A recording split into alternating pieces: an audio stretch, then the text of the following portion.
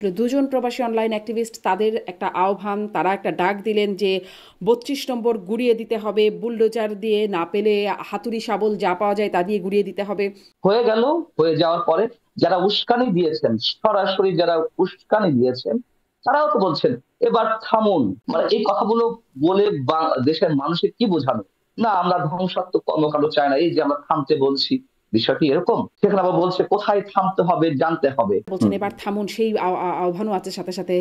সেখানেও কি ঝুঁকি আছে বলে মনে হয়? নিঃসন্দেহে আপনি কি ব্যক্তিগতভাবে কোনো ঝুঁকির মধ্যে আছেন? আছি, অবশ্যই ঝুঁকির মধ্যে আছি। যারা শুনবেন তাদের বাড়িতেও হামলা হতে পারে। সরকার এই বিশ্লেষণটা করলো তো বক্তব্যটা শুনে, তারা শুনলো কেন?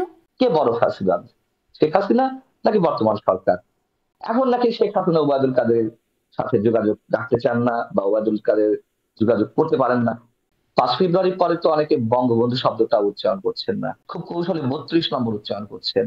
আমি তাই না? নিশ্চয়ই যেই বিষয়টি নিয়ে কথা বলবো, যেটি আমরা দেখলাম দেশ জুড়ে বিভিন্ন জায়গায় ৩২ নম্বর সহ বিভিন্ন জায়গায় যে হামলার ঘটনা ঘটলো, আমি একটু প্রথমে এই প্রশ্নটা দিয়ে শুরু করতে চাই যে সবগুলো গণমাধ্যম সহ আমরা সবখানেই দেখলাম যে বিক্ষুব্ধ জনতা হামলা করলো ৩২ নম্বর সহ দেশের বিভিন্ন জায়গায় আওয়ামী লীগ নেতাদের বাড়িতে যে হামলা হলো। এই বিক্ষুব্ধ জনতা কারা?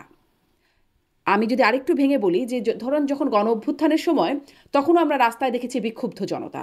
তখন আমি জানি আমার চেনা, আমার পরিচিত আত্মীয় স্বজন, আমার বন্ধু বান্ধব, আমার ছাত্রছাত্রী, মানে আমার সাথেরই অনেকে যারা রাস্তায় নেমে আছে। কিন্তু এদের মধ্যে আপনারা কি শনাক্ত করতে পারছেন দেশে থেকে সাংবাদিকরা এরা আসলে কারা? এরা আসলে কারা? আইএসের পতাকা উঠছে, কালো পতাকা, হিজবুত তাহরীর পতাকা উঠছে, ছাত্র জনতা বলা হচ্ছে এদেরকে, ছাত্র জনতা। হ্যাঁ, জনতা তো অবশ্যই হতে পারে, জনতার একাংশ নিশ্চয়ই, তাই না? তো আহ, এটা তো পার্টিকুলার একটি মতাদর্শপন্থী মানুষজন। আমরা সবাই গণমাধ্যম, বাংলাদেশি গণমাধ্যম এবং আমাদের মতন সো কল্ড কিছু সাংবাদিক, পলিটিশিয়ান, সরকারে যারা রয়েছে, তারা সবাই ছাত্র জনতা হিসেবে উল্লেখ করছে। আমি জনতা যদি বলি, গণ অভ্যুত্থানে 5ই আগস্ট গণ অভ্যুত্থান, অনেকে বলে বিপ্লব বলে, এটা তাদের বিষয়। আমি মানে এর সঙ্গে এক দণ্ড আমি একমত নই যে যে বিপ্লব ছিল। যাই হোক, আমি বিশ্বাস করি সেখানে ছাত্র জনতা ছিল, সেখানে বিশাল অংশের মানুষের গণজমায়েত ছিল। সেটা ছাত্র জনতা হতে পারে। এর পিছনে কি ষড়যন্ত্র কিংবা ষড়যন্ত্র ছিল না, সেটা অন্য বিতর্ক। বাট আমি নিজে দেখেছি, সেটা সেটা ছাত্র জনতা বলা যেতে পারে সেটিকে। কিন্তু এখানে ছাত্র জনতা কারা? এখানে আমি প্রথমে বলেছি, বিশেষ একটি রাজনৈতিক মতাদর্শে বিশ্বাসী লোকজন ছিল।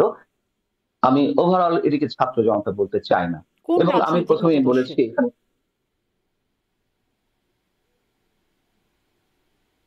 যারা স্বাধীনতায় বিশ্বাস করে না, আমাদের মুক্তিযুদ্ধকে মুছে দিতে চায়, আমি মনে করি তারাই।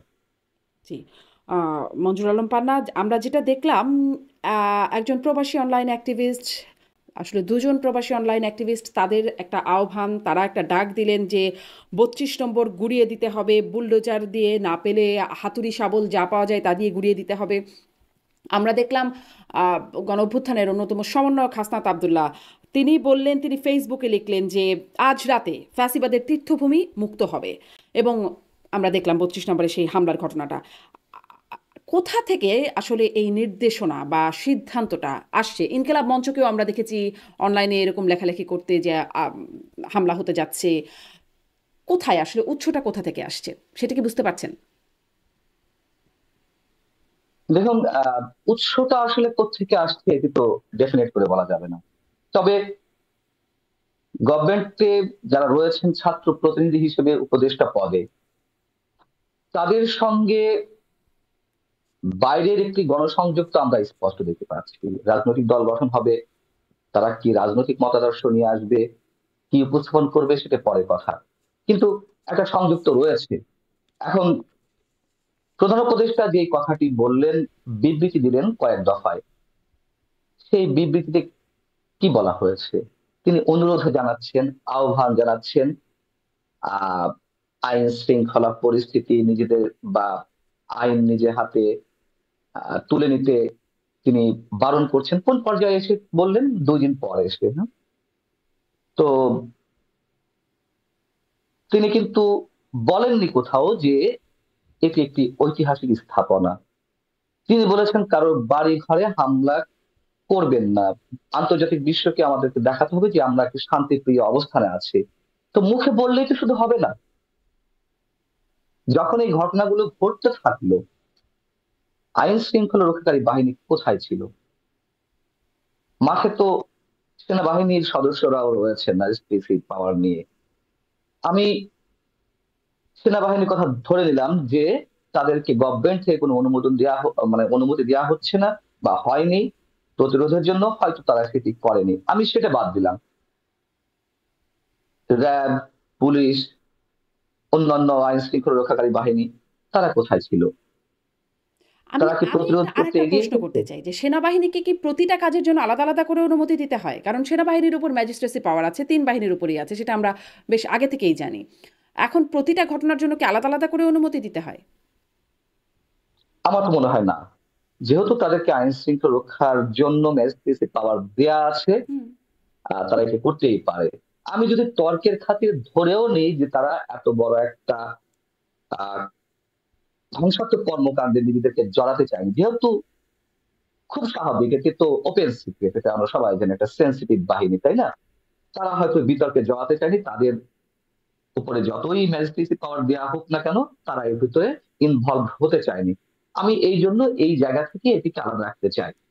কিন্তু আহ যেটি নিয়মিত বাহিনী, যেটি পুলিশ কিংবা র্যাব, সেই বাহিনীগুলো কোথায়? এবং পুলিশের ডিএমপি কমিশনার ওই দিন রাতেই সম্ভবত বাংলা ট্রিবিউন অথবা সমকালের অনলাইনে নজরুল ইসলাম, তিনি যখন বলছিলেন যে আমরা জানি না যে এই ধরনের ঘটনা ঘটতে যাচ্ছিল, সকাল থেকে ওপেন ডিক্লিয়ারেশন এলো, হুম। ফেসবুকে স্ট্যাটাস দেওয়া হলো, দেশের প্রতিটি মানুষ জানে, শুধু দেশের প্রতিটি মানুষ নয়, আপনারা যারা বিদেশে অবস্থান করছেন আপনারাও জানেন যে এমন কিছু ঘটতে যাচ্ছে।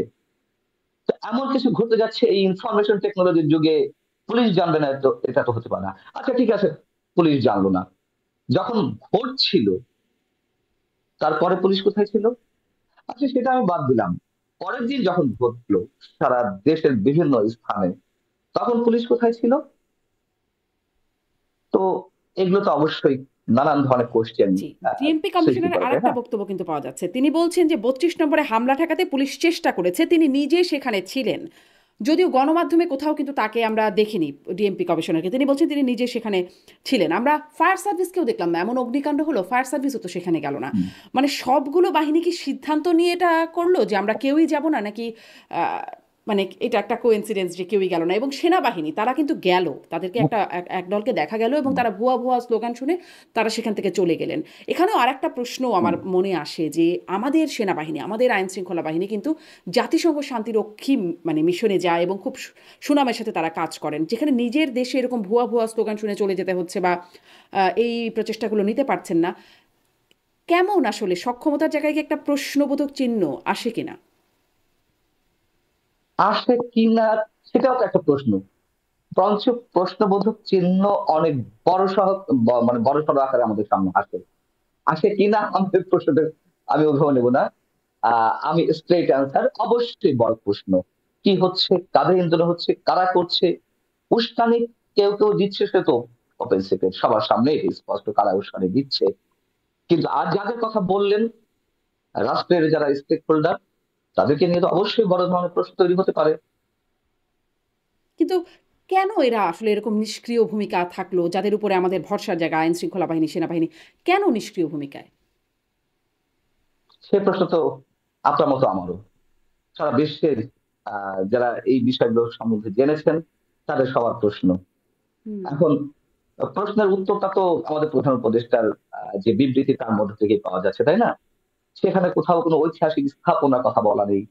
সেখানে বঙ্গবন্ধুর কথা, আমি বঙ্গবন্ধু শব্দটা বাদ দিলাম। ঐতিহাসিক স্থাপনাও যদি বাদ দেন, একজন সাধারণ একটা বাড়ি হুম। বা দেশ জুড়ে বিভিন্ন বাড়ি, ব্যক্তির বাড়ি, সেগুলো যখন ভাঙচুর করা হচ্ছে, আসলে 32 নম্বরটা এখন রাষ্ট্রীয় সম্পদও বটে, সেটিও যদি না হয় ভাঙচুর করা হচ্ছে এরকম একটা মানে বিক্ষুব্ধ জনতা হুম। হুম। হুম। হুম। নিয়ে, সেটাও তো জি, একটা অপরাধী।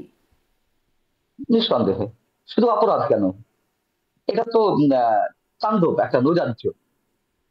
অপরাধের তো মাত্রা আছে, এটা তো রীতিমতো একটা নৈরাজ্য। কিন্তু সেখানে আসলে এই প্রশ্নগুলো নিশ্চয়ই যদি প্রধান উপদেষ্টা বা প্রেস উইং এর কেউ থাকতেন আমাদের সাথে, আমরা নিশ্চয়ই সেই প্রশ্নগুলো করতে পারতাম, যে তারা আসলে এই বিষয়ে কি বলতে চান।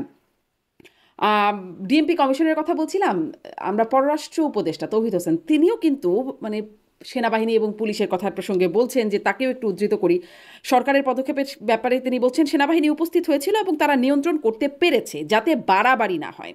যখন শুরু হয়ে গেছে তখন সম্পূর্ণ থামাতে পারে নাই, তবে এটি যাতে ছড়িয়ে না পড়ে আর যাতে ক্ষতি না হয় সেটি তারা নিয়ন্ত্রণ করতে পেরেছে। কেমন মানে আর যাতে পারে, এইটা শুনে কেমন মনে হচ্ছে? ভালো লাগছে, খুবই ভালো লাগছে। আবার হবে, আবার যদি থামানো হবে, আবার বলবে যে আমরা চেষ্টা করেছি, চেষ্টার কারণেই থেমে গেছে। আবার উস্কানি আসবে, আবার এরকম মন্তব্য আসবে, চলতেই থাকবে, চলতেই থাকবে, যা ধরার আমরা ধরে নিতে পারি।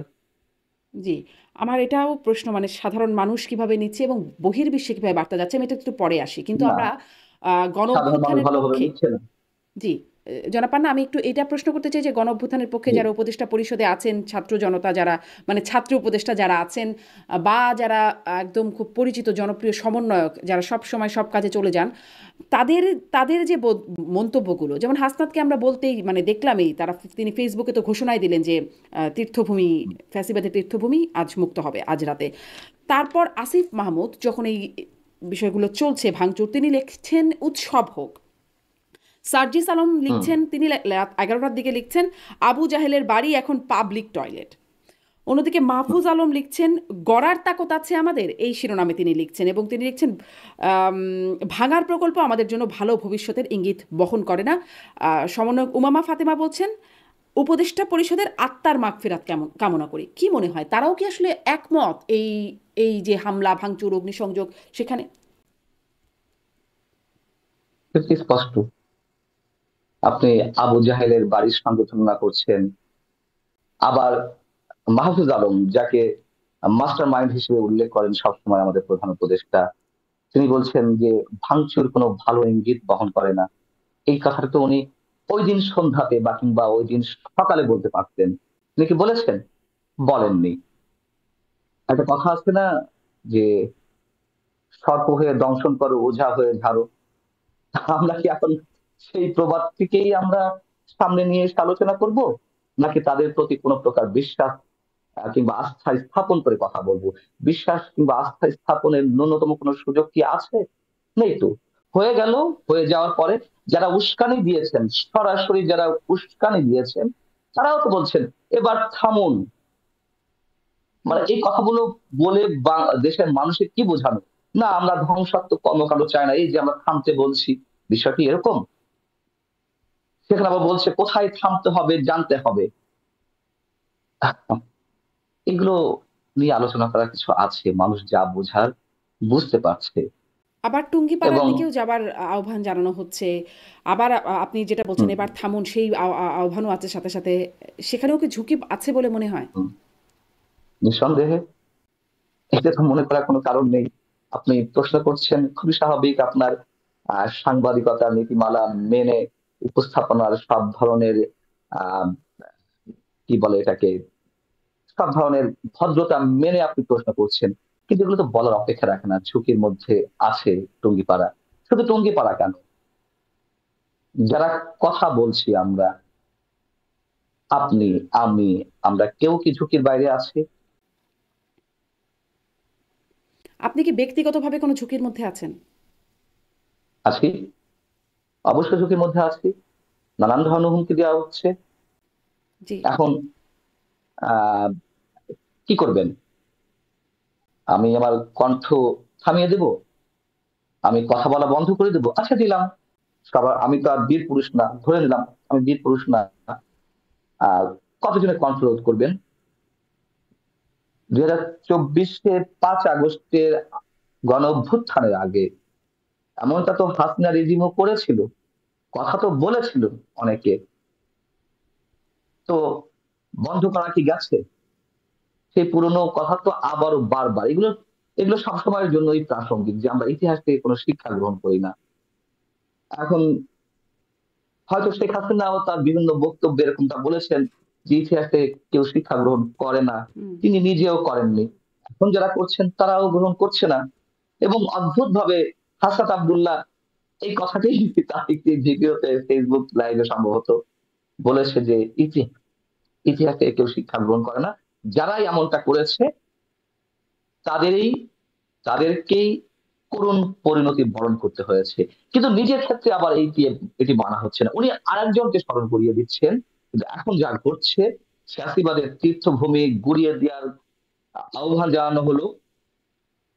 দেখুন শারমিন, বিষয়টা হচ্ছে কি যে খুব সোজা সাপটা কথা যদি বলি, গণ অভ্যুত্থানের যে স্পিচ সাধারণ মানুষের ছিল, আমি বিশেষ কোনো গোষ্ঠীর কথা না বলি, কি স্পিচ ছিল? বাক স্বাধীনতা হরণ করা হচ্ছিল, গণতন্ত্র হরণ করা হয়েছে, প্রহসনের নির্বাচন করা হয়েছে, দুর্নীতি, লুটপাট, লুটতরাজ সবকিছুই তো ঘটেছিল। সাধারণ মানুষ মুক্তি চেয়েছিল একটা স্বৈরাচারী শাসন ব্যবস্থা থেকে, সেটা তো পালিয়ে গেছে।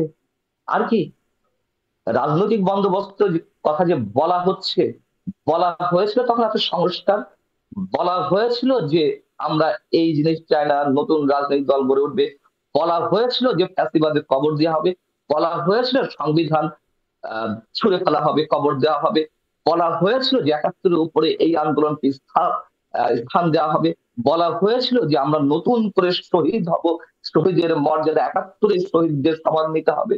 এগুলো বলা হয়েছিল, কিছুই বলা হয়নি, প্রতারণা করা হয়েছে মানুষ। আমি যদি বলতে চাচ্ছি, মানুষ শেখ হাসিনার স্বৈরাচারিত্ব থেকে মুক্তি চেয়েছিল, হয়ে গেছে। একটা সুষ্ঠু, অবাধ, নিরপেক্ষ নির্বাচন চেয়েছিল, সেই সুযোগটা এসেছিল। কিন্তু আমরা দেখছি সেই একই জিনিস কেউ কেউ তো এখন তুলনা করার চেষ্টা করছে, কে বড় ফ্যাসিবাদ, শেখ হাসিনা নাকি বর্তমান সরকার? প্রশ্ন তো উঠছে। অত এত কিছু তো প্রয়োজন ছিল না। তাহলে তো অনেক বড় প্রশ্ন, আসলে উদ্দেশ্যটা কি ছিল? সাধারণ মানুষ অংশ নিয়েছিল, আমি নিজে দেখেছি গণ অভ্যুত্থানে অনেক আওয়ামী পরিবারের সদস্যরা অংশ নিয়েছিলেন। এমনকি যারা মানে তখন কি বলে মন্ত্রিত্বের আসন রয়েছেন, তাদের কারো কারো সন্তানেরাও এই আন্দোলনকে সমর্থন দিয়েছিলেন। এগুলো তো মিথ্যা নয়। অতএব আমি সেটিকে ছাত্র জনতার অভ্যুত্থান স্বীকার করতেই পারি বা করি।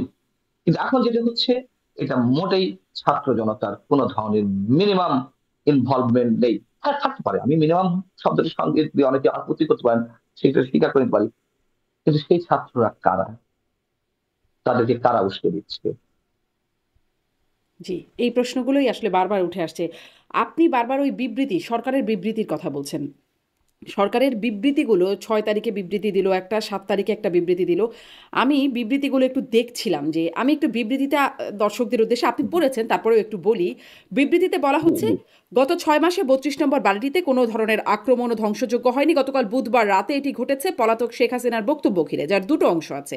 একটা অংশ হলো, জুলাই গণ অভ্যুত্থানে যারা আত্মদান করেছেন শেখ হাসিনা তাদের অপমান করেছেন, অবমাননা করেছেন। শহীদের মৃত্যু সম্পর্কিত অবান্ত, রাজগুবি ও বিদ্বেষমূলক কথা বলে পলাতক শেখ হাসিনা জুলাই গণ অভ্যুত্থানকে অবজ্ঞা করেছেন ও অশ্রদ্ধা জানিয়েছেন। দ্বিতীয়ত, শেখ হাসিনা দুর্নীতি, সন্ত্রাস ও অমানবিক প্রক্রিয়া নিপীড়ন চালিয়ে ক্ষমতায় থাকাকালীন যে সুরে কথা বলতেন, গণ অভ্যুত্থানের মুখে পালিয়ে যাওয়ার পরেও তিনি একই হুমকি ধামকির সুরে জুলাই গণ অভ্যুত্থানে অংশ নেওয়া প্রতিটি মানুষের বিরুদ্ধে কথা বলে চলেছেন, হুমকি ধামকি দিচ্ছেন।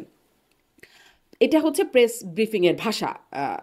সেখানে প্রেস উইং থেকে যেটি দেওয়া হচ্ছে ৬ তারিখের। হাসনাত আবদুল্লাহ তো বলেছিলেন যে এই বক্তব্য প্রচারের মানে বাধা তো আছেই, প্রচার করা যাবে না মিডিয়াতে, এবং তিনি বলছেন যে যারা প্রচার করবে তারা নাকি ফ্যাসিবাদের সহযোগী। আমার একটা অনুষ্ঠানে এবি পার্টির চেয়ারম্যান ছিলেন, তিনি বলছেন যারা শুনবেন তাদের বাড়িতেও হামলা হতে পারে। তাহলে এই যে মানে এই বক্তব্যের দুইটা অংশ এটা ভেঙে এটা কে ভেঙে বলেছে? বিশ্লেষণ করছেন। আপনি শুনছেন আমাকে? হ্যাঁ আমি শুনছি, এটা কে হ্যাঁ, বলেছেন? এবি পার্টির চেয়ারম্যান হ্যাঁ, এবি পার্টির চেয়ারম্যান মুজিবুর রহমান মুজিবুর মঞ্জু। রহমান মঞ্জু, তিনিও মুজিবুর বলছিলেন রহমান যে মঞ্জু। এরকম ঘটনাও হতে পারে এখন, যারা শুনবে তাদের বাড়িতেও হামলা হতে পারে। মানে বিক্ষুব্ধ জনতার বিক্ষোভটা এতই বেশি। আচ্ছা তো আচ্ছা আমার প্রশ্নটা এখানেই, আচ্ছা। জনাব পান্না, যে তাহলে সরকার এই বিশ্লেষণটা করলো তো বক্তব্যটা শুনে, তারা শুনলো কেন? দারুণ বলেছেন তো। তাহলে আমারও তো এখন একই প্রশ্ন, তাহলে তারা শুনলো কেন? এবং বাংলাদেশে এটি প্রচার হতে দিল কেন? তারা ইউটিউব কর্তৃপক্ষকে আগে থেকে কেন অ্যালার্ম করেনি? তারা কেন নোটিশ করেনি যে এই আইডি থেকে যেন কোনো ধরনের কোনো বক্তব্য প্রচার না হয়? তার মানে কি বিশেষ কেউ চাইছিল যে এরকম বক্তব্য প্রচার হোক এবং এটাকে আমরা অজুহাত হিসেবে দাঁড় করাই? Number one. নাম্বার টু হচ্ছে, আমি যদি ধরেও নিই যে শেখ হাসিনার বক্তব্য দেওয়ার মাধ্যমে এটা হয়েছে বা ফলশ্রুতিতে, শেখ হাসিনা কি বলেছেন? আচ্ছা, শেখ হাসিনা যদি উস্কানিমূলক বক্তব্য দিয়েও থাকেন, আমি ধরে নিলাম ওইখানে কোনো ধরনের উস্কানি ছিল বলে মনে হয় না। আচ্ছা, ধরে নিলাম যে উস্কানিমূলক বক্তব্য দিয়েছেন। উস্কানিমূলক বক্তব্য দিয়ে তিনি কি করতে চেয়েছেন? তিনি তো তার দলের নেতা কর্মীদের উজ্জীবিত করতে চেয়েছেন, তাই না? তো উজ্জীবিত হয়ে যদি কেউ রাজপথে নেমে আসতো, তার জন্য তো আইন শৃঙ্খলা রক্ষাকারী বাহিনী প্রস্তুত ছিলই, থাকারই কথা। তেমন কিছু হয়েছে? হয়নি তো। এখন এটিকে অজুহাত হিসেবে দাঁড় করানো হচ্ছে, স্রেফ হুম। স্রেফ অজুহাত হিসেবে দাঁড় করানো হচ্ছে। আর এর সঙ্গে আমি একটা কথা বলতে চাই, শেখ হাসিনা আসলে এসব বক্তব্য বিবৃতি দিয়ে তিনি কি অর্জন করতে চান? আওয়ামী লীগের অসংখ্য নেতাকর্মী, আমি দায়িত্ব নিয়ে বলছি, আমার সঙ্গে ওয়ান টু ওয়ান কথা হয়েছে, তৃণমূল থেকে যারা এমপি মন্ত্রী ছিলেন, তো তারা সবাই তো এটিকে ওয়েলকাম জানাচ্ছে না। আওয়ামী লীগের মতন একটি দল 6 মাস যদি আন্ডারগ্রাউন্ডে থাকে, 1 বছর যদি আন্ডারগ্রাউন্ডে থাকে, সেই দলগুলোকে ভ্যানিশ হয়ে যাবে, বিচ্ছিন্ন হয়ে যাবে? মোটেই না। এবং যারা এগুলোকে ওয়েলকাম জানাচ্ছে না, তাদের বক্তব্য হচ্ছে যারা লুটপাট করেছে, যারা নৈরাজ্য করেছে, যারা গুম খুনের সঙ্গে জড়িত ছিলেন, তারা তো সবাই পালিয়ে গেছেন। তারা কি আগে এসে নামবেন রাজপথে হরতাল কর্মসূচিতে বা যে কোনো লিফলেট বিতরণ কর্মসূচিতে? নামছেন না তো। তাহলে যারা আওয়ামী লীগের সময় বঞ্চিত ছিলেন, অবহেলিত ছিলেন, হাইব্রিড আওয়ামী লীগের জন্য যারা কোণঠাসা হয়েছিলেন, সেই মানুষগুলোই তো বিপদে পড়ছেন, তাদেরকে বিপদে ফেলা হচ্ছে। এমন তো এমন তো কিছু না যে এই হরতাল কর্মসূচি দিয়ে বিশাল কিছু হুম। অর্জন করতে মানে পারবে। তাহলে কি হরতাল তো এরকমটাই হবে না। বিষয় জনাব পান্না, যে শেখ হাসিনা যখন দেশ ছেড়ে চলে গেছেন তখন যেমন নেতাকর্মীদের কি হবে সেই বিষয়টা ভাববার সুযোগ সময় হয়নি, বাবা, এখনো আসলে ভাবছেন না যে তার না, নেতাকর্মীদের কি অবস্থা ভাবছেন হবে? না, ভাবছেন না, আমি মনে করি স্পষ্ট করে বলছি, ভাবছেন না।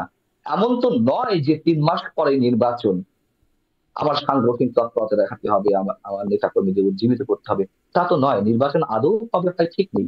আমি যদি ধরেও নেই ডিসেম্বরে নির্বাচন, আওয়ামী লীগ কি, বাস্তবতা হচ্ছে এটি যে গণসংযোগ এই মুহূর্তে চালাতে পারবে? পারবে না তো। নির্বাচনের তফসিল ঘোষণা হলে তখন হয়তো আইন মোতাবেক কিছু করলে তারা করতে পারে, অধিকারের জায়গা থেকে। কিন্তু এখন তো না। কেন এই মানুষগুলোকে বিপদে ফেলা হচ্ছে? যারা একটু অনেক কষ্টে কষ্টে এলাকায় ফিরে এসেছিলেন, 5ই আগস্টের পরে আত্মগোপনে ছিলেন, এমন তো অসংখ্য নেতাকর্মী রয়েছেন যারা আওয়ামী লীগের দুর্নীতি, লুটতরাজ, নৈরাজ্যের সঙ্গে কোনোভাবেই জড়িত নন। তারাও তো পালিয়েছিলেন। তারা তো অনেক দেন দরবার তদবির করে, হাতে পায়ে ধরে, মিউচুয়াল অথবা আন্ডারস্ট্যান্ডিং এর মাধ্যমে তারা এলাকায় ফিরে এসেছেন। তারা তো আবারও আত্মগোপনে চলে গেলেন। তাহলে নেতা কর্মীদের কথা ভাবা হচ্ছে না আওয়ামী লীগের শীর্ষ পর্যায় থেকে? হুম। কি চান শেখ হাসিনা? এখন বিষয় হচ্ছে যে, আমি তো বললাম দায়িত্ব নিয়ে বলছি যে এই ধরনের কর্মসূচিকে অধিকাংশ আওয়ামী লীগের নেতা কর্মীরা সমর্থন করছেন না। আগে তো জীবনের নিরাপত্তা। অতএব এটি তো প্রসঙ্গক্রমে এলো। এই প্রশ্ন যদি আপনি করেননি যে আওয়ামী লীগ কেন এটা করছে বা না করছে, হুম। আপনি প্রশ্ন করছিলেন যে আহ মানে শেখ হাসিনা সরকারের ভাবছেন ভূমিকাটা কিনা কি? এই প্রশ্নটাও করছিলাম, যে তখনও যেমন ভাবতে দেখিনি, এখনো তার মানে ভাবছেন না। হ্যাঁ, আমার মনে হয় না। জি। আমার মনে হয় না। এবং শেখ হাসিনা, অনেকে অনেকে বলছেন যে এগুলো শেখ হাসিনার কারণে ঘটছে বা তিনি এগুলো উস্কাচ্ছেন। তবে আমি একটা বেসিক জায়গায় বলি, বেসিক কথা বলি। সেটি হচ্ছে যে মৌলবাদীদের একটি ভয়ঙ্কর আস্ফালন তো আমরা দেখতে পাচ্ছি। এখন অনেকে প্রশ্ন করছে, কে ভালো ছিল? তাহলে কি আগেরটাই ভালো ছিল? কোনোটাই ভালো ছিল না। মৌলবাদীদের আস্ফালনের এই জায়গাটির জন্য উর্বর ক্ষেত্র তৈরি করে দিয়েছেন শেখ হাসিনা নিজে। মুক্তিযুদ্ধকে এক পক্ষ ব্যবসার পণ্য হিসেবে নিয়েছে, পুঁজি হিসেবে নিয়েছে, আর এখন আর এক পক্ষ পুরো মুছে দিতে চায়। আমি কম্পারিজনের জায়গা থেকে বলছি না, বাস্তবতার জায়গা থেকে আমাদের সব সব কথাই বলতে হবে। এখন তিনটি নির্বাচন কত ন্যাক্কারজনক ভাবে হয়েছে এটা আমরা সবাই জানি। দেখুন, এটি আমার কথা নয়, আমি সব জায়গায় একটা রেফারেন্স দিই। আমি ঘরের বাইরে, যেমন আপনার সামনে বলছি, এরকম জায়গাতেও বলি। পলিটিক্যাল সায়েন্সের একটি থিওরি আছে, যখন কোথাও কোনো সমাজ বা রাষ্ট্রে পলিটিক্যাল ভ্যাকিউম তৈরি হয়, সেখানে চরমপন্থা বা জঙ্গিবাদ মাথাচাড়া দিয়ে ওঠে। বাংলাদেশের চরমপন্থা কিংবা জঙ্গিবাদ মাথাচাড়া দিয়ে এখনই উঠেছে কিনা আমি সেই বিতর্কে যাবো না, সেটি আরো বিস্তার আলোচনার বিষয়, যোগ বিয়োগের বিষয়। কথা হচ্ছে মৌলবাদীতে আস্ফলন তো আমরা দেখতে পাচ্ছি, 71-কে মুছে ফেলার একটা চক্রান্ত তো আমরা দেখতে পাচ্ছি স্পষ্টত। সেই জায়গাটি তো শেখ হাসিনা করে দিয়েছেন। আমি রাষ্ট্রবিজ্ঞানের থিওরি জায়গা থাকে যদি আসি, হুম। এই যে প্রচন্ড ভয়ঙ্কর ধরনের একটি রাজনৈতিক শূন্যতা, তার পরের স্টেজটা কি?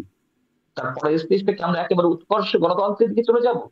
আমি সেটা বিশ্বাস করি না। এবং যা কিছু ঘটছে, আমি এতে কষ্ট পাই, আমাকে আহত করে, কিন্তু আমি অবাক হই না, বিস্মিত হই না। শুধু আমরা ফ্যাল ফ্যাল করে তাকিয়ে থাকতে পারি, কষ্ট হতে পারে, হুম। কিন্তু বিস্ময় কিছু আমি দেখি কিন্তু না। শেখ এগুলো সব হাসিনা মানে থিওরি অনুযায়ী অভ্যুত্থানের হচ্ছে। পক্ষে যারা আছেন বা সরকারের পক্ষ থেকে যা বলা হচ্ছে, কোনো রকম অনুশোচনা মানে এই যে কাজগুলো করলেন, আবার সাথে আওয়ামী লীগের নেতাদের বা সাবেক মন্ত্রীদের এই প্ল্যাটফর্মেই কথা বলবার সুযোগ হয়, নির্বাচনগুলো যে সঠিক হয়নি, নির্বাচনগুলোতে যে প্রহসন হয়েছে, যে ব্যাপক মাত্রায় আসলে কারচুপি বললে মনে হয় ছোট হয়ে যাবে, এই বিষয়গুলো তারা মানতে চান না, মানে অন্ততপক্ষে মুখে স্বীকার করেন না। এটি কি তাদের জন্য, যদি আপনি একজন বিশ্লেষক হিসাবেও বলেন, এটি কি তাদের জন্য একটা ভালো কিছু এনে দেবে? না, প্রশ্নে ওঠে না। যখন একটা সিম্পল এক্সাম্পল দিই, মানে নিকট অতীতের গণ অভ্যুত্থানের সময় যখন ওবায়দুল কাদেরের পদত্যাগ সহ আরো 6 মন্ত্রী পদত্যাগের প্রশ্নটি এলো, আইনমন্ত্রী সহ, আইনমন্ত্রী, স্বরাষ্ট্রমন্ত্রী, এরকম সম্ভবত 6 জনের পদত্যাগের দাবি উঠেছিল। আচ্ছা, 6 জনের পদত্যাগ করলে কি হতো? আচ্ছা, ওবায়দুল কাদেরের পদত্যাগ করলে কি হতো? আওয়ামী লীগ ভ্যানিশ হয়ে যেত? আওয়ামী লীগ দুর্বল হয়ে যেত? ওবায়দুল কাদের আওয়ামী লীগকে কোথায় নিয়ে গেছে আমরা জানি না। ওবায়দুল কাদের তো শুধুমাত্র তৈল মর্দনের মাধ্যমে দুইবার বা তিনবারের সাধারণ সম্পাদক করেছেন। তার আর কি যোগ্যতা ছিল কার্টুন মার্কা কথাবার্তা বলতেন? সেটি সেই ব্যক্তি শেখ হাসিনার কাছে প্রিয় ছিলেন। সাংগঠনিক ভিত্তি কতটা মজবুত করেছিলেন? তখনও তো, এখন যেমন আওয়ামী লীগের নেতা কর্মীরা বলছেন যে আমাদের কথা চিন্তা ভাবনা করা হচ্ছে না, এরকম হরতাল বা লিফলেট বিতরণ কর্মসূচিতে কি সেই যারা বিদেশে লুকিয়ে আছেন তারা কি আসবেন, তারা মাঠে নামবেন? তাদের ক্ষোভের জায়গা থেকে বলছেন। তখন তো একই ধরনের ক্ষোভের জায়গা থেকে এই ধরনের কথা বলা হয়েছিল যে উবায়দুল কাদের শেষ করে দিচ্ছে দলটাকে। এটা আমি নিজে আবারও দায়িত্ব নিয়ে বলছি, মানুষ ক্ষুব্ধ ছিল। এবং যার একটি প্রতিক্রিয়া স্পষ্ট আপনারা দেখছেন, আমরা দেখেছি, যখন এই আন্দোলনটাকে কিভাবে প্রতিহত করা যায় বা আন্দোলনকে প্রতিরোধ করার জন্য সাংগঠনিক ভাবে কি ভূমিকা রাখা উচিত, যখন সাবেক ছাত্রলীগ নেতাদের নিয়ে তিনি একটি বিশেষ বৈঠকের ডাক দিলেন, তখন তিনি ভুয়া ভুয়া স্লোগান শোনেননি, তখন তাকে ওই বৈঠক না করে উঠে যেতে হয়নি। হুম। তার মানে দলের মধ্যেই নেতা কর্মীরা কতটা ক্ষুব্ধ ছিল তার প্রতি, সেটা তো আমরা দেখেছি। এটা তো আমার বানানো কথা নয়, তাই না? তো সেই জায়গা থেকে শেখ হাসিনা কেন রেখেছিলেন ওবায়দুল কাদেরকে? শেখ হাসিনা কেন ওই 6 মন্ত্রী বা 4 মন্ত্রীকে পদত্যাগ করাননি? তার মানে তারা তাদের ভুলটা স্বীকার করতে চান না। যদি তখন ওই মন্ত্রীদের পদত্যাগের ঘটনা ঘটতো, এই আন্দোলনের স্ফুলিঙ্গ কি এইভাবে ছড়াতে পারতো? নিশ্চয়ই পারতো না। এখন তো শুনি যে ওবায়দুল কাদের সঙ্গে শেখ হাসিনা কথা বলেন না। আমি আবারও বলি, ওবায়দুল কাদের যেমন দায়ী, যেমন বলেছিলেন যে ছাত্রলীগ একাই যথেষ্ট এই আন্দোলনকে প্রতিরোধের জন্য, যখন সেই সময়কার আন্দোলনকারীদেরকে এটা আরো বেশি উস্কে দেওয়া হলো, তখন তো তিনি কিছু বলেননি। এখন নাকি শেখ হাসিনা ওবায়দুল কাদের সাথে যোগাযোগ রাখতে চান না বা ওবায়দুল কাদের যোগাযোগ করতে পারেন না। এই ফিলিং গুলো তখন কোথায় ছিল? ঠিক একইভাবে বলতে চাই, এখনো পর্যন্ত যে মানুষগুলোকে হত্যা করা হয়েছে গণঅভ্যুত্থানের আগে, অন্য আর কোন পক্ষ এই আন্দোলনকে ব্যবহার করার চেষ্টা করেছে? আমি সেই বিতর্কে যদি নাও যাই, আপনি যে প্রশ্নটা করেছেন সেই প্রশ্নের উত্তর যদি বলি, সেইগুলোর জন্য কি একবারের জন্য অনুশোচনা আছে, অনুতপ্ত বোধ আছে? এবং চাইলে আমি প্রমাণ দিতে পারবো, কিন্তু খামাখা তো ওই মানুষগুলোর তো ক্ষতি করে লাভ নেই। ওয়ান টু ওয়ান কথা বলার সময় তো বলছেন, আমাকে বলছেন যে তার সামনে 7 জানুয়ারি নির্বাচনের আগে যখন বললাম যে এই নির্বাচনটি ঠিক হচ্ছে না, ঠিক হচ্ছে না, তখন একজন, আমি সাবেক সংসদ সদস্যের কথা বলছি, আমি আরো একটু ক্লোজ করে নিয়ে আসি দক্ষিণবঙ্গের, আরো একটু ক্লোজ করে নিয়ে আসি সাতক্ষীরা, বাগেরহাট, গোপালগঞ্জ অঞ্চলে তার এলাকা, সেখানকার একজন সাবেক এমপি বলছেন যে শেখ হাসিনাকে নেত্রীকে, তা তো নেত্রী বলেন, আমরা নেত্রীকে এই কথা বলার সঙ্গে সঙ্গে আমার উপর কয়েকজন তেড়ে এলো, তাকে মারার জন্য উদ্ধত হলেন। এই তো অবস্থা। শেখ হাসিনা এগুলো বুঝতেন না, এখনো বুঝতে পারছেন না, এখনো বুঝতে পারছেন না। তো এইগুলো মানে ওই যে কথা আছে না, মানে এই প্রবাদটা যায় কিনা আমি জানি না, যে চোরে শোনে না ধর্মের কাহিনী। এখন আমি, আপনি, আমরা যতই ভালো কথা শোনাই না কেন, ধর্মের কথা শোনাই না কেন, এটা কেউ শোনে না। চোর যে শুধুমাত্র একটা আওয়ামী লীগ তা তো নয়, কে চোর কে ভালো আমরা তো দেখছি, অন্তত 90-এর পর থেকে দেখছি। জি। এখন আরেকটা প্রশ্ন জাগে যে শেখ হাসিনার বক্তব্য ঘিরে এত কিছু হয়ে গেল, একদম হুঁশিয়ারি দিয়ে, হুমকি ধামকি দিয়ে এই হামলাগুলো চালানো হলো। প্রশ্নটা হচ্ছে যে শেখ হাসিনার বক্তব্য কখনো ফাঁসকৃত ফোন আলাপের মাধ্যমে এসেছে, আমরা দেখেছি, কখনো বা বিদেশে নেতাকর্মীদের সাথে কথা বলেছেন, মানে তার বক্তব্য তো অহরহ আসছে। এখনই এই বক্তব্যের প্রচার এবং এই বক্তব্যের ভাষাগত যে খুব পার্থক্য আছে তা না, মানে আগের বক্তব্য এখনকার বক্তব্য, এখনকার বক্তব্য নিয়ে এত রিয়াকশন কেন? এই সময় কি কোনো বিশেষ মাহাত্ম্য আছে? হুম। অবশ্যই আছে। এটিকে ব্যবহার করতে চেয়েছে, ব্যবহার করতে চেয়েছে, এবং এগুলোর জন্য নানান ধরনের মন্তব্য করা হয়েছে, কিন্তু মন্তব্য আর কর্ম তো এক কথা নয়, কর্মযোগ্যতা আমরা দেখলাম। তাই হয়তো এটিকে পুঁজি করেছে বিশেষ একটি পক্ষ, অথবা আহ উনি না দিলেও হয়তো এই ঘটনাটি ঘটতো, যা ঘটেছে গত 2-3 দিনে। উনি বক্তব্য যদি নাও দিতেন, তাও ঘটতো, এটা আমি বিশ্বাস করি। যেখান থেকে আহ্বান এসেছে বা আমরা দেখেছি তাদের পক্ষ থেকে এটা বলা হয়েছে যে সেটা তাদের চাওয়া, যে 32 নম্বর হুম, গুড়িয়ে দেওয়া হবে।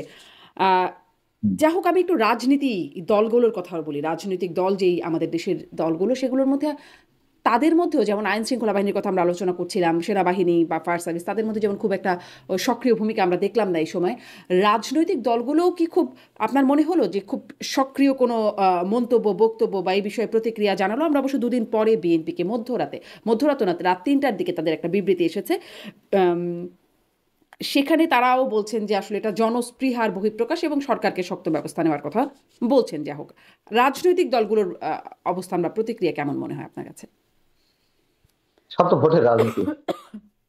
আম, ইতিহাস দুঃখিত। কিংবা উম, দেশের দেশের ঐতিহ্য সংস্কৃতির পক্ষে কতটা কথা বলা হচ্ছে, কে কি ভাবে বলছে।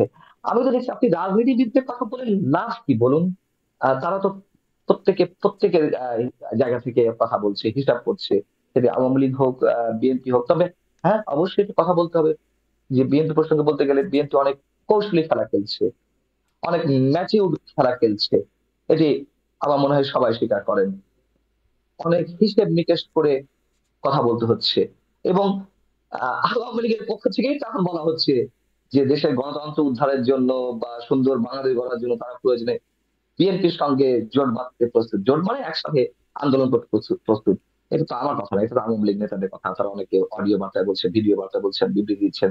এখন বিএনপি এত আপন হয়ে গেল, এবং এটি এত বাস্তবতা যে সংবিধানকে একটি বিশেষ পক্ষ কবর দিতে চেয়েছিল, রাষ্ট্রপতির অপসারণ চেয়েছিল, অসাংবিধানিক পন্থা আরো কিছু করার চেষ্টা করা হচ্ছিল, সেগুলো শুধুমাত্র বিএনপির কৌশলী খেলার কারণে এগুলো প্রতিরোধ করা গেছে। এটি তো বাস্তবতা। আপনি আমি বিএনপি আদর্শে বিশ্বাসী হই আর না হই, যেটি বাস্তবতা।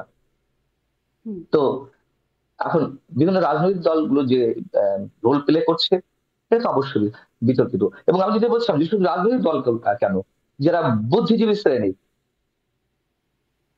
আমরা তো সামান্য সংবাদ কর্মী, যারা বুদ্ধিজীবী শ্রেণী রয়েছে, তারা তো এখন বলতে আমার নিজেই, আমি নিজে এই সাইক্লোনের মধ্যে পড়ছি।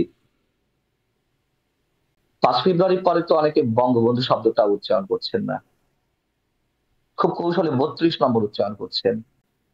আজকেই দেখেন যে একটি বিবৃতি আছে, বিশিষ্ট কয়েকজনের বিবৃতি আমার কাছে সম্ভবত আছে। ভাঙচুরের দায় সরকারের উপরেই অনেকাংশে বর্তায়, বিশিষ্ট 26 নাগরিকের বিবৃতি। সেখানে বঙ্গবন্ধু শব্দটা নেই, আহ অন্য কোনো শব্দ আমি বাদ দিলাম, শেখ মুজিবুর রহমান উল্লেখ করা হয়েছে। আমি বলছি না যে সবাইকে বঙ্গবন্ধু বলতেই হবে, বলতে হবে, কিন্তু সংবিধানে তো রয়েছে, বা পাঠ্য বইও তো এখনো পর্যন্ত বঙ্গবন্ধু বলে উল্লেখ করা হয়েছে, উল্লেখ করা আছে। আচ্ছা, গণমাধ্যম আমরা দেখলাম যে কোন কোন গণমাধ্যম যখন লাইভ দিচ্ছিল ওই দিন 5 ফেব্রুয়ারিতে, তখন কোন কোন গণমাধ্যম বলছে যে বঙ্গবন্ধুর ঐতিহাসিক বাড়িটি গুড়িয়ে দেওয়া হচ্ছে, বা আগুন আগুন দেওয়া হচ্ছে, ভাঙচুর করা হচ্ছে, হাতুড়ি শাবল চালানো হচ্ছে। কিছুক্ষণ পর বঙ্গবন্ধু শব্দটা উঠে গেল। তো আপনি শুরুতে বলছেন না যে ঝুঁকির মধ্যে রয়েছে কিনা? ভয়ের মধ্যে তো সবাই রয়েছে, যে বঙ্গবন্ধু শব্দটা উচ্চারণ করা যাবে না, করলে যদি কারো রোশনালে পড়তে হয়। এবং বিএনপির বিবৃতি কথা উল্লেখ করেছেন। আমি তো বলেছি যে বিএনপি অনেক কৌশলী খেলা খেলছে। সেখানে তারা বলছে যে আহ স্বৈরাচারের দোসররাই বাংলাদেশ অস্থিতিশীল করার চেষ্টা করছে, করে আবার এই পক্ষের বিরুদ্ধে স্পষ্ট কিছু বলা হলো না। তারা তাদের জায়গা থেকে বলল যে হিংসাত্মক কর্মকাণ্ডকে বিএনপি পছন্দ করে না। এই তো ভাষাটা, নাকি এর বাইরে তো আর কিছু নেই তেমন, যদি দৃষ্ট বলে। তো এগুলো তাদের রাজনৈতিক খেলা, তাদেরকে নিয়ে আর কি বলবো। আমি আপনিই তো সত্য কথাগুলো একটু এটা মানে এই শতভাগ বিষয়ে বলতে আপনার পারছেন সাথে না। মানে আমার অভিজ্ঞতার জায়গাটা কিছুটা মেলে যে আপনি বলছেন বিএনপি কৌশলী ভূমিকা। আমার কাছে কখনো কখনো মনে হয় বিএনপি, যে তাদের সাথেও আমার এই প্ল্যাটফর্মে কথা বলি, প্রায়ই কথা হয়, কখনো বা বিএনপি পন্থী হিসেবে আমরা যাদেরকে চিনি, কখনো খুব শক্ত হয়ে যাচ্ছেন, আবার কখনো দেখা যায় একই ধরনের জায়গায় খুব সফট টোনে হুম, বলছেন।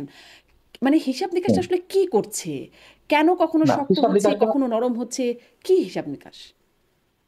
হিসাব নিকাশটা মোটামুটি স্পষ্ট। হয়তো আপনিও বুঝতে পারছেন, আপনি অ্যাঙ্করিং এ চেয়ার থেকে এসে আপনি মন্তব্য করতে চাইছেন না, আহ, বা আপনি এটি আলোচনা নিয়ে আসতে চাইছেন শুধুমাত্র। বিএনপি চায় যে কোনো ভাবে একটি নির্বাচন এটি আসলে খুব প্রয়োজন। বিএনপি এখন চাইছে না মুখোমুখি কোনো সংঘর্ষ তাদের সঙ্গে অন্য কারের। এবং প্রসঙ্গক্রমে এটিও আমি বলে রাখি, এই যে ঘটনাটি ঘটলো, আমার আশঙ্কা এ ধরনের ঘটনা আরো ঘটবে, আরো ঘটবে নির্বাচনকে কেন্দ্র করে। এবং যারা সরাসরি ক্ষমতায় না থেকেও ক্ষমতার স্বাদ অনুভব করছেন, উপলব্ধি করছেন, বা তাদের অনেকের অঙ্গুল নির্দেশে অনেক কিছু ঘটছে, তারা তো এটি চাইবে যে বর্তমান যে অবস্থা এটি প্রলম্বিত হোক। তো তারা যেমন চাইছে, বাংলাদেশের 18 কোটি মানুষের 17,50,00,000 মানুষ, আমি মনে করি তারা নির্বাচন চাইছে। এখন গণ অভ্যুত্থান স্পিরিট এটাই ছিল, আমি প্রথমে বলেছি, যে একটু অবাধ সুষ্ঠু নিরপেক্ষ নির্বাচন। বিএনপি ওটি চায়। নির্বাচনের পরে কার কি ভূমিকা হবে সেটি পরের কথা, কিন্তু নির্বাচনটা আসলে দরকার।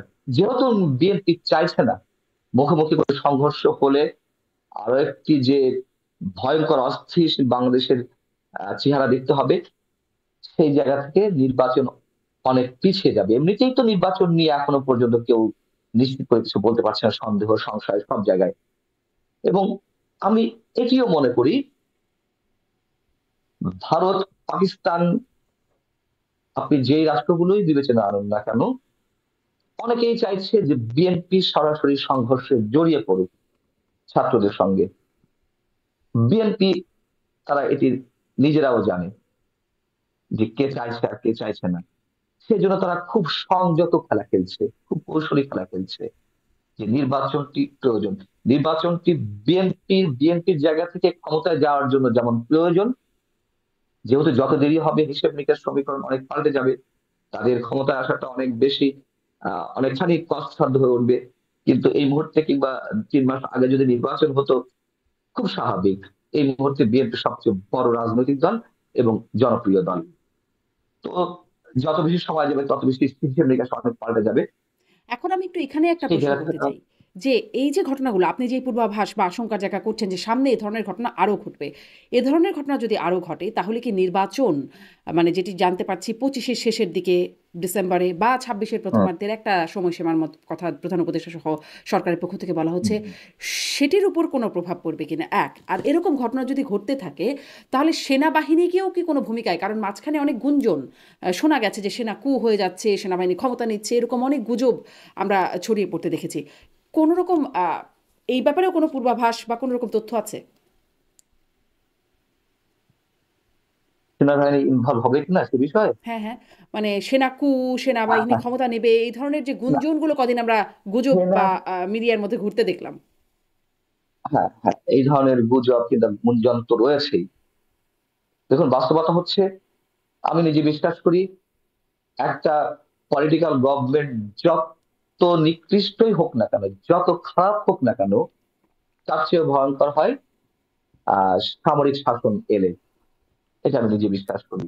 অর্থাৎ সামরিক শাসনের চেয়ে যে কোনো জঘন্য ভয়াবহ রাজনৈতিক দলও সরকারে থাকলে তারপরেও অপেক্ষাকৃত মঙ্গল দেশের জন্য, মানুষের জন্য।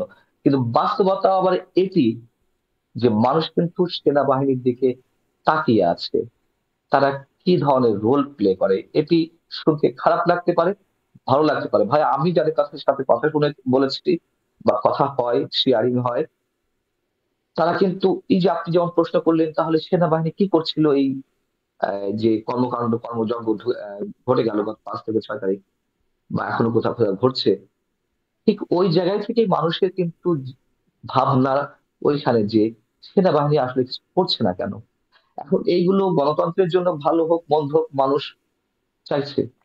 তখন আর তো কারো, দেখুন, মানুষ তো বারবার প্রতারিত হচ্ছে। মানুষ বারবার প্রতারিত হচ্ছে। যেই ছাত্র সমন্বয়কদের ডাকে মানুষ সাড়া দিয়েছিল, তাই তো? তাদের এক ডাকে যে অভ্যুত্থান হয়ে গেছে তা না। 15 বছরের বঞ্চনা, ক্ষোভ, যন্ত্রণা, অধিকার হরণের জায়গা থেকে মানুষ একদিকে এসে নেমেছিল, না আর নয়। এই ছাত্ররা যখন নেমেছে তাদের সঙ্গে আমরা এক হতে চাই। তাদেরকে কিন্তু কেউ মোটিভেট করেনি, স্বতঃস্ফূর্ত ভাবে নেমেছিল। কিন্তু নেমে কি হলো? প্রতারিত হলো। এখন তো স্রেফ প্রতারিত হচ্ছে। এই বাংলাদেশ তো চাইনি কেউ শেখ হাসিনাকে হটিয়ে। তো যাই হোক, সেনাবাহিনী কি ভূমিকা নেয় সেই সতর্ক দৃষ্টিটা আসলে সবারই রয়েছে। এটি শুনতে খারাপ লাগতে পারে অনেকের, বাট এটি গণমাধ্যম থেকে শুরু করে রাজনীতিবিদ, সাধারণ মানুষ, সবাই কিন্তু আসলে আহ তখন ওই যে আমি বলছি যে প্রতারিত হচ্ছে সব জায়গায়, সবার কাছ থেকে। তাদের সেই জায়গাটা এখন সেনাবাহিনীর দিকে তাকিয়ে আছে। তারা ক্ষমতা নিক, এটা চাইছে না। তবে এই যে মব চলছে, সেই জায়গা থেকে অন্তত এখনো হয়তো মানুষের সেনাবাহিনীর প্রতি কিছুটা হলেও কিছুটা হলেও আস্থা আছে। যদিও আমরা জানি সেনাবাহিনী কোনো কোনো পার্ট, ডিজিএফআই এর যে ভূমিকা, গুম, আয়নাঘর, সাংবাদিকদেরকে যেভাবে হেনস্থা করা, নানান ধরনের মানে রক্তচক্ষু করে রাখা, চাকরি খাওয়া মিডিয়া থেকে, মানে মিডিয়ার উপরে খবরদারি, আমি ডিজিএফআই এর কথা বলছি। তারপরেও কিন্তু, তারপরও সেনাবাহিনীর দিকে মানুষ এখনো তাকিয়ে আছে। আর কোন শক্তি নেই, প্রতারিত হচ্ছে বারবার। জি। একটু একটু আসি, আপনি পার্শ্ববর্তী দেশের কথা বলছেন, ভারত পাকিস্তানের কথা বলছেন যে অনেকে চাই। আমি ভারতের বিষয়ে বিশেষ করে, কারণ ভারতের দিকে একটা অভিযোগের আঙুল তোলা হচ্ছে এবং আমরা এর মধ্যে দেখেছি যে পাল্টাপাল্টি দুই দেশের মানে বাংলাদেশের রাষ্ট্রদূতকে ভারতের তলব করা হয়েছে, বাংলাদেশও একই কাজ করেছে, এই বিষয়গুলো চলছে। আমরা দেখলাম যে ভারতের পক্ষ থেকে ভারতের পররাষ্ট্র মন্ত্রণালয়ের ওয়েবসাইটেও তারা বলছেন, মানে এই ঘটনা 32 নম্বরে ভাঙচুর অগ্নিকাণ্ডের ঘটনায় তারা একটা মন্তব্য দিচ্ছেন, রণধীর জয়সওয়ালের মন্তব্য, সেটি পররাষ্ট্র মন্ত্রণালয়ের ওয়েবসাইটে শেয়ার করা হচ্ছে। দখলদারিত্ব ও নিপীড়নের বিরুদ্ধে বাংলাদেশের জনগণের বীরত্বপূর্ণ প্রতিরোধের প্রতীক শেখ মুজিবুর রহমানের ঐতিহাসিক বাসভবনটি 2025 সালের 5ই ফেব্রুয়ারি ধ্বংস করে দেওয়া হয়েছে, এটি দুঃখজনক। ভারতের এমন প্রতিক্রিয়া, সেটিরও মানে যদি বলি যৌক্তিকতা আপনি দেখেন? দেখুন, ভারত যে কথাটি বলেছে, আপনি নিজে কি দ্বিমত পোষণ করেন না, কিন্তু যে ভারত কি এই কথাটা ঐতিহাসিক? বলবে, মানে বলার জন্য উপযুক্ত, যদি বলি উপযুক্ত ব্যক্তি তো নয়, উপযুক্ত দেশ, উপযুক্ত উপযুক্ত আইডেন্টিটি? আহ, উম, উম, না, উপযুক্ত হলেও রাজনীতির মধ্যে তাদের ইনভলভমেন্টটা নিশ্চয়ই কাঙ্ক্ষিত নয়, কাঙ্ক্ষিত নয়। যদি কেউ প্রশ্ন করে থাকে, আমি জানি না ওইখানে কেউ প্রশ্ন করেছে কিনা, রণধীর জয়সওয়ালকে কেউ প্রশ্ন করেছে কিনা। প্রশ্নের উত্তরে যদি তারা বলে, ঠিক আছে, প্রশ্ন করে বলতে পারে। হুম। কিন্তু ফর্মাল, এর কি কোনো ফর্মাল স্টেটমেন্ট আমার জি, ঠিক এটা খেয়াল নেই। একদম তাদের ফর্মাল ওয়েবসাইটে, স্টেটমেন্ট, পররাষ্ট্র মন্ত্রণালয়ের ওয়েবসাইটে এই বিবৃতিটি আচ্ছা, দেয়া আছে। ওয়েবসাইট, ওয়েবসাইট, তাহলে এটা তো এক ধরনের উস্কানি। রাজনীতির মধ্যে বাংলাদেশের অভ্যন্তরীণ রাজনীতি হস্তক্ষেপ। এখন মনে করেন যে ভারতে কার কথা বলা যেতে পারে, আহ মনে করুন যে আমি নামটা ঠিক সাভারকার, সাভারকার, আমি সাভারকারের কথা যদি বলি, হিন্দু জাতীয়তাবাদী নেতা। হ্যাঁ, এখন সাভারকার তো কট্টর মৌলবাদী ছিল। হুম। তো সাভারকারের অনুসারী যারা এখন আছেন, আহ, তাদের কারোর বাড়ি ঘর বা ঐতিহাসিক স্থাপনা যদি ভাঙচুর করা হয়, এখন আমাদের এখান থেকে যদি কেউ আগ বাড়িয়ে স্টেটমেন্ট দেয়, হুম। তাহলে বুঝতে হবে যে উস্কানি দিচ্ছে। আমাদের সরকার থেকে বা দায়িত্বশীল কোনো জায়গা থেকে যদি স্টেটমেন্ট দেয়, তাহলে বুঝতে হবে যে উস্কানি দিচ্ছে। এটিও উস্কানি। আহ, ভারত আমাদের যদি ভালো চাইতো, তাহলে তো আমরা অন্যরকম ভূমিকা থাকতে দেখতাম, তাই না? তো বিশেষ একটি রাজনৈতিক দল তারা বেছে নিয়েছে, সেই জায়গা থেকে তারা এটি বলছে। এমন না যে তারা একবারে বঙ্গবন্ধু আহ, তারা অন্যভাবে ধারণ করে, এই জন্য তাদের লেগেছে। আর লাগলে ওইভাবে বলা উচিত না, আমি মনে করি না একে বলা উচিত। জি, এবং দরকার ছিল না ভারতের কোনো কাছে, বিষয়। জি, ভারতের কাছে এই বিষয়ে যখন প্রতিবাদ জানানো হচ্ছে যে যে প্রধানমন্ত্রী, সাবেক প্রধানমন্ত্রীর বক্তব্য, সে যিনি ভারতে আশ্রিত আছেন তার বক্তব্য প্রচারের বিষয়ে, তারা বলছেন এটি শেখ হাসিনার ব্যক্তিগত ব্যাপার, এখানে ভারত সরকারের কোনো দায় নাই বা ভারতের কোনো দায় নাই। আসলে কি কোনো দায় আছে? মানে ভারত কি এই সরকারের কাছ থেকে এই অনুরোধ বা এই আহ্বান মানতে ভারতের কোনো দায়বদ্ধতা থাকে? কিন্তু এটি দীর্ঘ বিতর্কের বিষয়। দায়িত্ব কিছুটা থাকে, কিছুটা আছে বলে মনে করি। শেখ হাসিনা আশ্রিত অবস্থা আছেন, পলিটিক্যাল অ্যাসাইলাম ফর্মালি না নিয়েও আছেন তো যে কোনো কায়দায় আর কি, হ্যাঁ, রাজনৈতিক আশ্রয়ে আছেন। এখন বিষয়টা হচ্ছে যে আহ, তিনি ওইখানে থেকে যেসব কথাবার্তা বলছেন, উস্কানি তো কিছুটা দেওয়া হয়েছে, এটা তো সত্যি কথা। টুক করে দেশের মধ্যে ঢুকে পড়বো, তারপরে সব হিসেবে রাখছি, 232 জনকে দেখে নেওয়ার লিস্ট আমার হাতে চলে এসেছে, এইসব কথা তো বলেছেন। এগুলো তো উস্কানি, যদিও একেবারে শেষ যে বক্তব্যটি ফর্মালি তিনি দিলেন, সেটির মধ্যে কোনো ধরনের উস্কানি নেই, তবে উস্কানি তো এর আগে ছিল। এবং ওই সময় আওয়ামী লীগ নেতা কর্মীরা তারা বরং নিরাপত্তা ঝুঁকিতে তারা পড়ছেন, এমনটা তখন থেকে বলা বলা হচ্ছিল। যাও, তো এটি ভারত যতই বলুক, ভারতের কিছুটা দায় আছে, কিছুটা দায় আছে, সম্পূর্ণ না হলেও, এটা আমি মনে করি। জি। মানে যখন আসলে আপনি বলছেন যে, যেই কথাগুলোর মধ্যে উস্কানি দেখা যায়, সেই কথাগুলো যখন বলছিলেন, তখন আসলে এরকম কিছু হলো না। যখন কথা বলবেন হলো না। বলে একটা আ ঘোষণা দেয়া হলো এবং তিনি বলার আগেই হামলা চালানো শুরু হয়ে গেল। এজন্য আমি আসলে এই প্রশ্নটা করছিলাম যে, এইটা কি কোনো হুম, বিশেষ হুম। সময় এইরকম হামলা করবার জন্য? না, আমি আমি বক্তব্য তো আমি হাসিনা অনেকদিন ওভারঅল ধরেই আমি দিচ্ছেন। আমি না, এটা তো বক্তব্য না দিলেও ঘটতো, আমি তো বললাম। হুম, হুম, বক্তব্য না দিলেও ঘটতো, এবং আগামী 15 দিন, 1 মাস বা 2 মাসে যদি বক্তব্য নাও দেন, তাও ঘটার সম্ভাবনা রয়েছে এখনো পর্যন্ত, আমি মনে করি। কিন্তু ভারত যে দায় এড়ানোর চেষ্টা করছে, ভারত যে কোনো রাজনৈতিক দলের প্রধান বা যে কাউকে আশ্রয় দিতেই পারে, সেটা তার বিষয়। হুম। কিন্তু তারও তো কিছু দায়বদ্ধতা আছে। তুমি আমার এখানে আছো, কিছু নর্মস কন্ডিশন তোমাকে ফলো করতে হবে। সেই ধরনের কোনো কথা কি বলেছে? বলেনি তো। অতএব সেই জায়গা থেকে দায় কিছুটা আছে। এবং যেই ধরনের চুক্তি আমাদের রয়েছে, বন্দি বিনিময় চুক্তি, দেখুন, ভারত যেমন দায় নিতে চাইছে না, দায় তো আমাদের সরকারের কম না। এই সরকার কি চাই শেখ হাসিনাকে ফেরত নিয়ে আসতে? চাই না তো। আমি আমি বিশ্বাস করি বর্তমান সরকার শেখ হাসিনাকে ফিরিয়ে আনতে চায় না। তারা যেগুলো বলছে, এগুলো বড় বড় কথা, বিচার করা হবে, এই করা হবে, সে করা হবে, চায় না।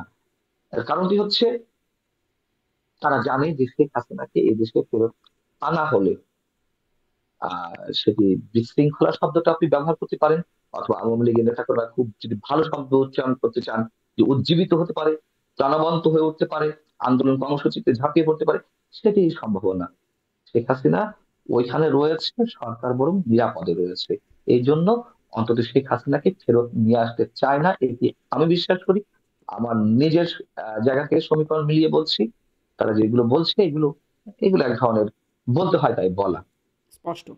আ এই যে এই ঘটনাগুলো ঘটে গেল ৫-৬ ২ টা দিন মিলে, আন্তর্জাতিক অঙ্গনে কি বার্তা গেল? মানে আমরা খুব বিপ্লবী, আমরা গণ অভ্যুত্থান বা বিপ্লবের পরে আমাদের বিপ্লবী হান্ড্রেড চেতনা হুম হুম অব্যাহত আছে, হুম হুম সেজন্য যেটি আসলে বলা হুম হুম হচ্ছে, বা আসলে শেখ হাসিনার দোষ, হুম। যার কারণে এরকমটা হতেই পারে, এই বার্তা, নাকি যে আমরা আমাদের দেশের আইন শৃঙ্খলা বাহিনী বা সরকারের আসলে নিয়ন্ত্রণ হারাচ্ছে বা নিয়ন্ত্রণ নেই, বা ব্যর্থ হচ্ছে, হুম। কি বার্তায় আন্তর্জাতিক অঙ্গনে যাচ্ছে? খুব স্পষ্ট, বাংলাদেশ নৈরাজ্যের দিকে যাচ্ছে। বাংলাদেশকে সকল ইসলামী রাষ্ট্র হিসেবে প্রতিষ্ঠিত হতে যাচ্ছে বা কেউ প্রতিষ্ঠা করার চেষ্টা করছে। এইগুলো তো মিনিমাম লেভেলের কোনো ভালো বার্তা আন্তর্জাতিক পর্যায়ে যাচ্ছে না। বরং যে ঘটনাটি ঘটলো, আন্তর্জাতিক মিডিয়াকে অনেকখানি হুমকির সুরে কথা বলেছিলেন আমাদের প্রেস সচিব, তার পাল্টা প্রতিক্রিয়া আমরা কি দেখলাম? বিবিসি আরো বেশি কট্টর, কট্টর মানে থার্ড লাইনে রিপোর্ট করতে থাকলো। পরবর্তী এক পর্যায়ে এসে আবার আমাদের প্রেস সচিব শফিকুর আলম সাহেব তিনি দুঃখ প্রকাশ করলেন। এগুলা হলো কি, আপনার যদি বা আমাদের যদি কোনো ধরনের লক্ষ্য না থাকে, মিশন না থাকে, ভিশন না থাকে, কোনো ধরনের আদর্শ না থাকে, আমরা আসলে কি করতে চাই, তখন এই হসপাস গুলো বেঁধে যায়। কোনটা সামলাবে, কোনটা রক্ষা করবে, এগুলো হসপাস বেঁধে যায়। সরকারের সামনে তো আসলে কোনো এজেন্ডা নেই, সরকারের কোনো স্থির লক্ষ্য নেই। তারা তো এই ছাত্রদেরকে, ছাত্র বলতে আমি ছাত্রদের একাংশ বলছি, সমন্বয়কের ভূমিকা যারা পালন করেছেন কিংবা উপদেষ্টা পরিষদে যারা রয়েছেন, তাদের তুষ্টির কারণে এই সবকিছু বলছে। নইলে কেন শারমিন মুর্শিদ এখন যেন কোন মন্ত্রণালয়ের দায়িত্বে আছেন, উনি তো উপদেষ্টা। হুম হুম হুম? আমার খুব কাছের একজন মানুষ, খুব কাছের একজন মানুষ, আমাকে খুব স্নেহ করেন। আমি বলতে বাধ্য হচ্ছি, তিনি কিভাবে বলেন ডিসেম্বরের 17 তারিখে একটি প্রোগ্রামে যে প্রত্যেকটি রাজনৈতিক দলই কম বেশি ফ্যাসিস্ট? কিভাবে বলেন? এটি বলে কি প্রমাণ করতে চান? তখন তারা নিজেরা ক্ষমতায় থাকতে চান আর দীর্ঘদিন সময় নিয়ে তারা ক্ষমতায় চর্চা করতে চান? হুম এগুলো তো আমাদের সামনে দেখছি। হুম তাদের তো এই ধরনের কোনো মন্তব্যের কোনো প্রয়োজন নেই। এবং মির্জা ফখরুল ইসলাম আলমগীর সম্ভবত মাসখানেক বা 3 সপ্তাহ আগে তিনি বলেছেন সরকার নিরপেক্ষতা হারিয়েছে। নিরপেক্ষতা যে হারিয়েছে এটা আমরা আগে থেকে বলে আসছি। হয়তো তাদের রাজনৈতিক স্ট্যান্ড থেকে অনেক দেরিতে এটি প্রকাশ করেছে। সরকার তো নিরপেক্ষ নয়, সরকার তো বিশেষ একটি পক্ষে কাজ করছে। এটি তো আমাদের অনেক কাছে মনে হচ্ছে কাউকে তুষ্টি করার জন্য কথাবার্তা বলছে। এবং যে ভাষায় সৈয়দ রেজওয়ানা হাসান তিনিও যে ভাষায় কথা বলছেন, ডক্টর আসিফ নজরুল যে ভাষায় কথা বলছেন, আরো অন্যান্য উপদেষ্টা, অর্থ উপদেষ্টা দেখলাম সেদিনকে বললো যে রাজনৈতিক সরকার ছাড়া মূল্যস্ফীতি কমানো সম্ভব নয়। আমি তো তাকে নিয়ে এখন চিন্তা আছে, বেচারা পথ চলে যায় কিনা। তিনি রাজনৈতিক সরকারের কথা বলছেন, কিন্তু বিরাজনীতিকরণের একটি প্রক্রিয়া চলছে। ছাত্ররা যতই রাজনৈতিক দলের কথা বলুক, তিনি কোন ভাবে আসছে, কোন মাত্রায় আসছে, কি উদ্দেশ্যে আসছে, এগুলো নিয়েও তো অনেক ধরনের প্রশ্ন রয়েছে। জি। অথবা আন্তর্জাতিক বিশ্বে মেসেজ কি যাচ্ছে এটা তো ক্লিয়ার, তাহলে এই ক্লিয়ার। মেসেজের প্রভাবটা কি হবে আমাদের? মানে নিশ্চয়ই কোনো প্রভাব আছে। যেমন দেখছিলাম যে গত বছরের এই সময়ের চেয়ে বিদেশি বিনিয়োগ নেট কমেছে 71%, এবং এটি এই বিদেশি বিনিয়োগ গত 11 বছরের মধ্যে সর্বনিম্ন। এর মধ্যে আরও কিছু কিছু বিষয় আরও একসাথে যদি দেখি যে ইউএসএ এআইডির সহায়তা তারা বন্ধ করছে, যেটি একটা বিশাল সহায়তা ছিল। আমরা দেখি রাজস্ব আদায়, যেটি লক্ষ্যমাত্রা ছিল তার থেকে 58,000 কোটি টাকা কম, লক্ষ্যমাত্রার চেয়ে কম অর্জন করা গেছে। আমরা দেখছি যে বাংলাদেশে বিভিন্ন, মানে এই রাজনৈতিক অস্থিরতার কারণে বা পট পরিবর্তনের কারণেই অনেক গার্মেন্টস কারখানা, অনেক ব্যবসা প্রতিষ্ঠান বন্ধ হয়ে যাচ্ছে। সার্বিকভাবে এখন যদি আন্তর্জাতিক অঙ্গনে এরকম বার্তা যায়, এর প্রভাব কেমন মনে হয়, অর্থনীতিতে কেমন পড়বে বলে মনে হয়? ভয়ঙ্কর প্রভাব, নিঃসন্দেহে ভয়ঙ্কর প্রভাব। সরাসরি বিনিয়োগ তো কমে গেছে, বিদেশি বিনিয়োগ। বাকি যেটুকু হয়েছে সেটুকু আসবে না, সেটুকু নিঃসন্দেহে আসবে না। এবং অর্থনৈতিক অবস্থা তো ভয়ঙ্কর তো ছিলই 5ই আগস্টের আগে, আরো ভয়ঙ্কর জায়গায় যাচ্ছে, যাবে। 2 দিন আগে তো মূল্য কিছু মানে গত কয়েকদিন আগে যে শতাধিক পণ্যের উপরে ভ্যাট বসানো হলো, তখন অর্থ উপদেষ্টা বলেছেন, এবং বলতে গিয়ে হাসলাম এই জন্য যে আমাদের প্রধান উপদেষ্টা প্রেস সচিব, আমি এরকম প্রেস সচিবের আগে কোথাও দেখিনি, তিনি সব বিষয়ে কথা বলেন। যাই হোক, বলতে ভালোবাসেন বা বলেন বা তার ইখতিয়ার আছে, আমরা জানি না তিনি সরকারের মুখপাত্র কিনা, এই ধরনের কোনো ফর্মাল ডিক্লারেশন নেই। তারপর তিনি সেইভাবে কথা বলছেন। আচ্ছা, তিনি বলেছেন যে এটিতে জিনিসপত্রের উপরে কোনো ধরনের প্রভাব পড়বে না। অর্থ উপদেষ্টাও বলেছিলেন, কিন্তু পরবর্তীতে আবার বললেন, স্বীকার করলেন, হ্যাঁ প্রভাব পড়ছে, ব্যবসায়ের দাম নিচ্ছে বেশি, যা বাড়ানো হয়েছে, যেভাবে হোক স্বীকার করেছে। মানুষ এখন ত্যক্ত বিরক্ত। ব্যবসায়ীরা তারা হা হুতাশ করছেন, নাভিশ্বাস উঠেছে, ব্যবসা বাণিজ্য থমকে দাঁড়িয়েছে, স্থবির হয়ে উঠেছে। আপনার রিজার্ভ কি বাড়ছে? হ্যাঁ, আমরা বিদেশি দেনাগুলো হয়তো কিছুটা শোধ করতে পারছি, পরিশোধ করতে পারছি, কিন্তু অভ্যন্তরীণ আয় কোথায় গিয়ে দাঁড়াচ্ছে? এবং বিদেশে যে মেসেজ গুলো যাচ্ছে, ভয়ঙ্কর চাপ আসবে বলে আমার ধারণা সেটি সামাল দিতে পারবে না সরকার। তাহলে এই এই আশঙ্কা জায়গা অবস্থাতে থেকে আমি বলছি। লাভটা কার হচ্ছে? মানে গণঅভ্যুত্থানের পক্ষেই লাভ, অনেকে বলছেন যে লাভ হচ্ছে, মানে এইতে লাভ হচ্ছে আওয়ামী লীগেরই। আপনার বিশ্লেষণ কি? হ্যাঁ, সেটা আপনি বলতে পারেন। আপনার সঙ্গে আমি একমত। যদি আপনি নিজেও যদি এই ধারণা পোষণ করেন, অনেকে তো বলছেই, আমি তার সঙ্গে একমত। দেখুন, আমি মানে আমিত্ব শব্দটার সঙ্গে আমি দ্বিমত পোষণ করি। আমিত্ব শব্দটা আমি আহ মোটামুটি ঘৃণা করি, যে এর মধ্যে এক ধরনের অহংবোধ তৈরি হয়। তারপরে কথা প্রসঙ্গে বলছি, 5ই আগস্ট গণ অভ্যুত্থান সংঘটিত হলো। আমি নিজেও সাধারণ মানুষের অংশ হিসেবে শেখ হাসিনার পতনটা হয়তো চেয়েছিলাম, একটা ভালো কিছু আসুক। কিন্তু আমি কিন্তু 5 আগস্টের সম্ভবত 2 সপ্তাহ পর থেকেই বলা শুরু করেছি, এটা তো অলরেডি রেকর্ডেড, আমার কন্টেন্টের মধ্যে আছে, যে ছাত্র সমন্বয়করা যে রোল প্লে করছে তাতে শেখ হাসিনাকে ওয়েলকাম জানাচ্ছে তারাই। তার কারণ যে কম্পারিজনটা উঠতে শুরু করেছে এখনই, বা তখন থেকে, আমি যে 5 আগস্ট থেকে 20 বা 22 আগস্টের কথা বলছিলাম, তাতে করে লাভটা অবশ্যই আপনি যেটা বললেন আওয়ামী লীগের হচ্ছে। এটা তারা বুঝতে পারছে না। যেমন আওয়ামী লীগ নিজের ক্ষতি নিজে ডেকে এনেছিল, নানান ধরনের নির্যাতন অত্যাচারের মধ্য দিয়ে। ঠিক এখন যারা দৃশ্যপটে আছেন, তারাও তাদের পতনটা সম্ভবত নিজেরাই ডেকে নিয়ে আসছেন। জি, নিশ্চয়ই এখন সামনে দেখার বিষয় এই দৃশ্যপট সামনে কোন দিকে যায়। অনেক পূর্বাভাস, অনেক আশঙ্কা, শঙ্কা সবকিছু মিলিয়েই সামনের দিকে আগাচ্ছে। ধন্যবাদ। নিশ্চয়ই আমরা সামনের দিকে তাকাবো দৃশ্যপট এবং তো আপনার বদলাবেই। নিশ্চয়ই আবারও কথা বলবার সুযোগ দৃশ্যপট হবে। তো অনেক ধন্যবাদ। বদলাবেই, এমন ধারণা আছে। জি জি, অনেক ধন্যবাদ। ধন্যবাদ মঞ্জুর আলম পান্না, ধন্যবাদ দর্শক এতক্ষণ সাথে থাকবার জন্য।